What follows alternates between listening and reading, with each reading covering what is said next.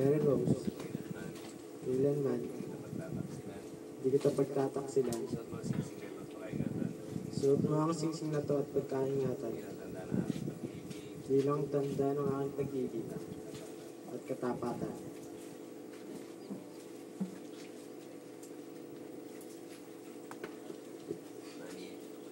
Manny, kailanman hindi kita pagtataksilan. Suot mo tong singsing na to at pakaingatan bilang tanda ng aking pag-ibig at katapatan.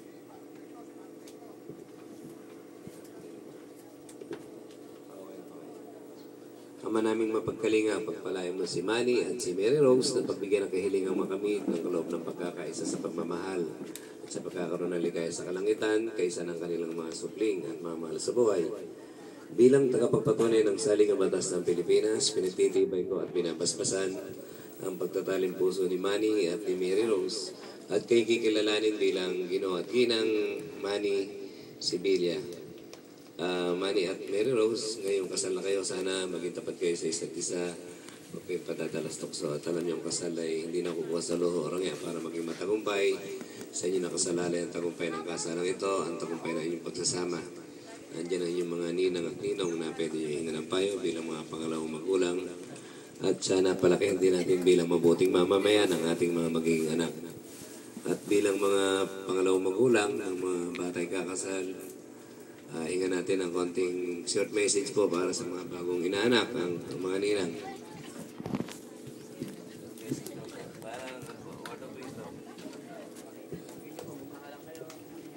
Mga inaanak, hangad ko ang kaligayahan nyo. At sana ay magsama kayo habang buhay. Yan lang mga inaanak.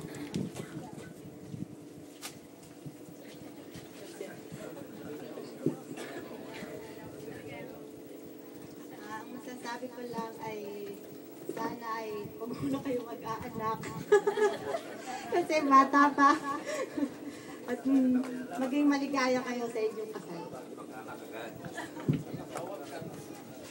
Sasabi ko lang sa inyong mga anak, kaya ay magsamang mabuti, magmahalan kayo, at huwag kayo magkakagalit. Ilang po. Mga inaanak, nabuhay tayo nang nasa gitna ang Panginoong Hesus at pumasa tayo na kahit anong problema ay mariresolba natin. Kung mayroong pangangailangan kayo sa mga ninong at ninang, nandiriyan kami para sumuporta at malalay para magtagumpay ang isang pag-iisang puso na tulad ninyo. Kaya congratulations.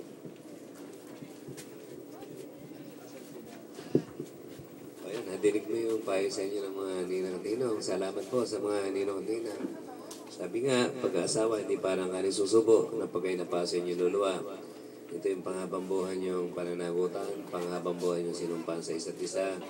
Pinag-isa kayo ng Panginoon Diyos. Ginamit lang niya ako sandata bilang punong bayan. At bilang patibay at patunay ng inyong lubos na pagmamahalan, patunayan niyo ngayon sa mga nararitong saksihan yung matamis na pag-ibigan. Bigyan mo ng first kiss pa yan. Mary Rose, oh. Sige, kiss na mga 30 minutes lang.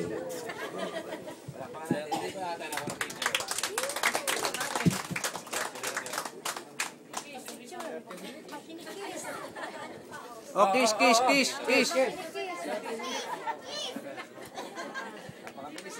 Oh, gana 30 minutes nga, hindi mo aabutan na. Ala, mabilis eh. Hindi nga abutan, slow motion lang. Yo. Natingin mo.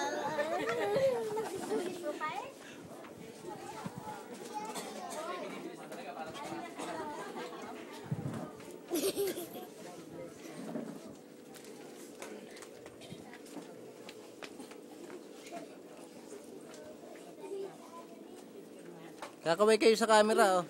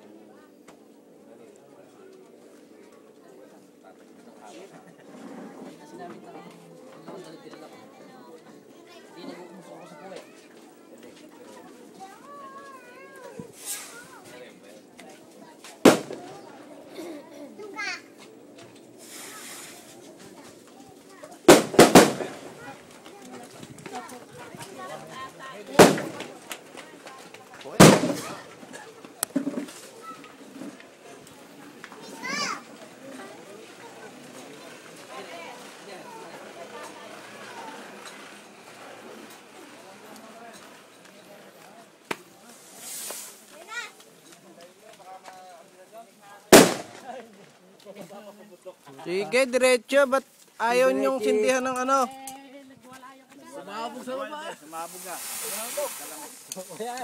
Wala na, patay na naman yan, no? Hindi nga kailangan nga mahabang patpat ang ano. Ayoko na. Dapat nagkaubos. Ito yung pupunta dyan, ngek. Alis dyan. Dapat yung patpat na mabayayan, ganyan may apoy. Ganyan na mangyayari to. Ere. Oh. Sa lupa yan. Turan. Sir na kayo ng ano ro. Papaitan, sa ng papaitan. Hindi, Jay. Saka yung ano, pagkain ni Mayor, labasan yung kaldereta. Ganyan, hayaan mo anong Tatasak. Yeah, para Yeah, ganyan. Pakalat ito, pumutok na. Yan. Yan. Bakit? Bakit? Umabog yung isa. Tangay, nakalipad. Nakapalsikan na.